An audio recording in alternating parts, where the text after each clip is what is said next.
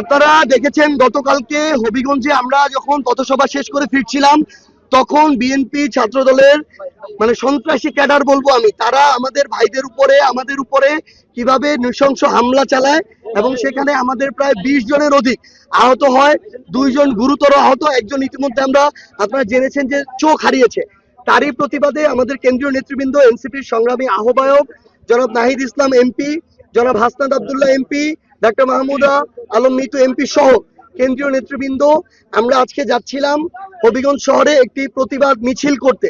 কিন্তু সেখানে আমরা দেখলাম যেটা আমরা মনে করি সরকার এবং প্রশাসনের পরিকল্পনায় ছাত্রদল আবার পাল্টা প্রোগ্রাম দিয়েছে, বিএনপি প্রোগ্রাম দিয়েছে। ফলশ্রুতিতে জেলা প্রশাসন থেকে 144 ধারা সেখানে জারি করা হয়। আজকে আমরা যখন যাচ্ছিলাম আমাদেরকে স্তরে স্তরে বাধা দেওয়া হয়েছে। পুলিশ মৌলভীবাজারে বাধা দিয়েছে, আপনারা দেখেছেন যে ট্রাক দিয়ে বাধা দেওয়া হয়েছে। এর আগে আমরা বালু ট্রাক দেখেছি, এবার খালি ট্রাক দিয়ে, আমরা জানি না বালুটা কে খেয়ে ফেলেছে। এখন এরপরে আমরা আসলাম এইখানে হবিগঞ্জে, আমরা ঢুকেছি মাত্র, এইখানে লাশবাহী গাড়ি দিয়ে বাধা, এখানে শত শত মানে ট্রাক্টর, এই অনেক কিছু দিয়ে বাধা দেওয়া হলো। আমরা প্রায় 2 ঘন্টা ধরে এখানে আছি। তারা আমাদের সহযোগিতা চেয়েছে। আমরা বলেছি হবিগঞ্জ, এই হবিগঞ্জ আমাদের সবার।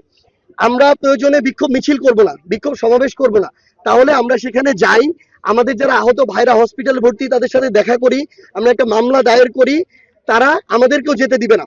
তার সর্বশেষ আমরা এটা বলেছি যে আমরা 144 ধারা মেনে আমাদের সবাই এখানে থাকবে। আমরা শুধু 5 জনের একটা টিম প্রতিনিধি দল সেখানে যাব, মামলা দায়ের করব এবং হসপিটালে দেখে আমরা ফিরে আসব।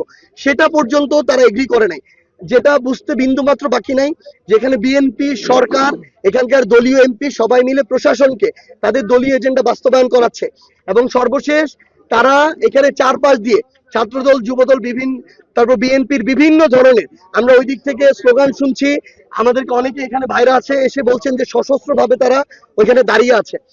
সর্বশেষ আমরা একটা জিনিস বলেছি যে আমাদের এখানে মামলা নিতে হবে।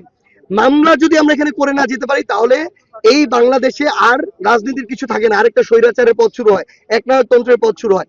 এবং সর্বশেষ যেটা হয়েছে যে প্রশাসন বলল যে তারা আমাদের 5 জনের প্রতিনিধি দলও দিবে না, কিন্তু এইখানে বসিয়ে, শহরে নিতে পারবে না, এখানে বসিয়ে তারা মামলা রেকর্ড করবে এখান থেকে অনলাইনে। এই জন্য আমাদের একটা প্রতিনিধি দল তাদের সাথে এখন সেই মামলা দায়েরের কাজ করছেন। সেখানে আমাদের এনসিপির সম্মানিত আহ্বায়ক আছেন, দক্ষিণাঞ্চলের মুখ্য সংগঠক হাসনাত আব্দুল্লাহ আছেন, ডাক্তার মাহমুদা মিতু এমপি, নাসিরুদ্দিন পাটোয়ারি, ওনারা আছেন, ওনারা মামলা দায়ের করছেন। আমরা অন্যান্য যারা আছি আমরা চলে যাচ্ছি। কিন্তু আমরা শুধু একটা কথা বলি, আজকে এখানে প্রশাসন যেটা করলো, প্রশাসনের দায়িত্ব পালন করে নাই, প্রশাসন বিএনপির এজেন্ডা সার্ভ করেছে এবং সরকারের ভূমিকা পালন করে নাই। সরকার তাদের জায়গা থেকে মানে একটা ওই মানে একনায়কতান্ত্রিক স্বৈরাচারের যে আচরণ, সেই আচরণ এখানে প্রদর্শন করলো। তাদের হাতে ক্ষমতা আছে, তারা পুলিশকে ব্যবহার করতে পারে, তারা আমাদেরকে আটকে দিল। অথচ এখান থেকে যেখানে 144 ধারা জারি করা, সেটা প্রায় 50 কিলোমিটার দূরে। তো আমরা শুধু তারেক রহমানকে একটা কথা বলে যাই, খালেদা জিয়া একটা কথা বলেছিল, সন্ত্রাসীদেরকে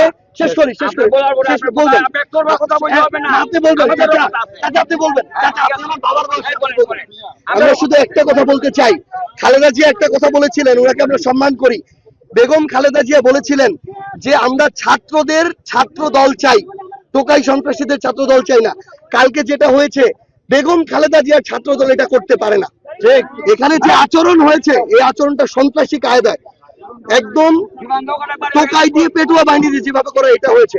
আমরা এটার বিচার চাই এবং আমরা তারেক রহমানকে আহ্বান করব যে তিনি যদি বাংলাদেশকে মনে করেন তিনি গণতান্ত্রিক পথে আছেন, তিনি এটার বিচার স্থাপন, এই নজিরটা স্থাপন করে দেখাবেন, নাহলে আমরা ধরে নিব যে বাংলাদেশ আবার অগণতান্ত্রিক পথে হাঁটা শুরু করেছে।